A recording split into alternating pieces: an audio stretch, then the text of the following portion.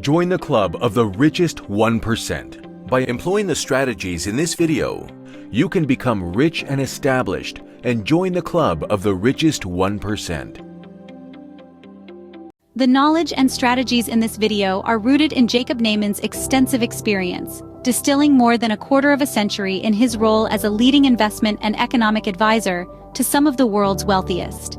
Infusing your life with the financial strategies outlined in this video will enable you to achieve the most important goal of the 21st century: financial independence. To effectively implement asset management, you must find a good online platform that will allow you to do so. What are the criteria for a good platform? Low commissions for performing financial transactions, e.g., buying and selling stock market securities or financial products. An online connection to your bank account or brokerage account to be able to sell and buy financial products independently. Excellent trading platforms that provide added value to the management of your investment portfolio. Quality of service, measured by availability, professionalism, and the reliability of the information you receive. There are two financial entities that allow access to buying and selling on the stock exchange.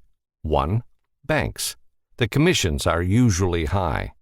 2. Stockbrokers, the recommended way to manage stock market investments. While brokerage accounts are managed through a website, every major broker also has a phone number that includes the following services.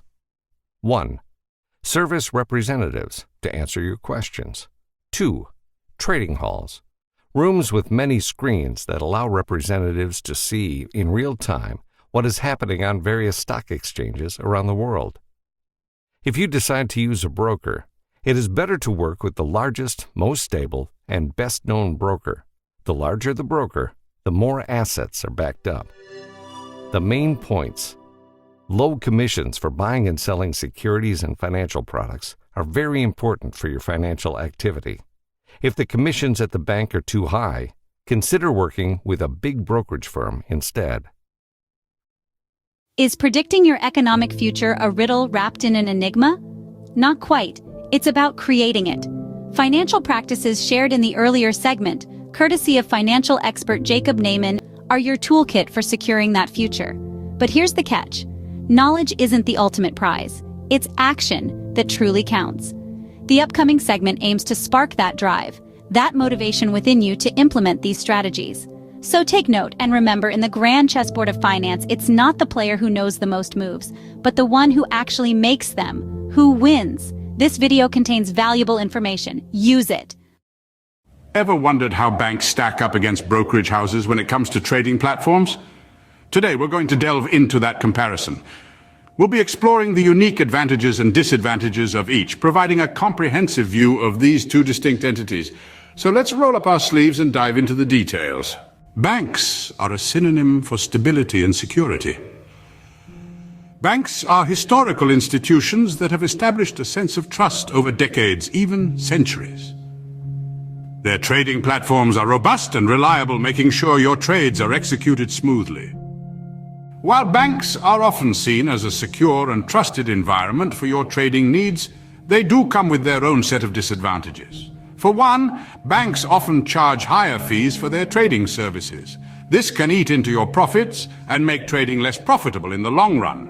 Secondly, banks typically offer a limited range of products. This can limit your investment options and prevent you from diversifying your portfolio as much as you'd like. And thirdly, while their trading platforms are known for their robustness, they often lack the flexibility and advanced tools that brokers provide.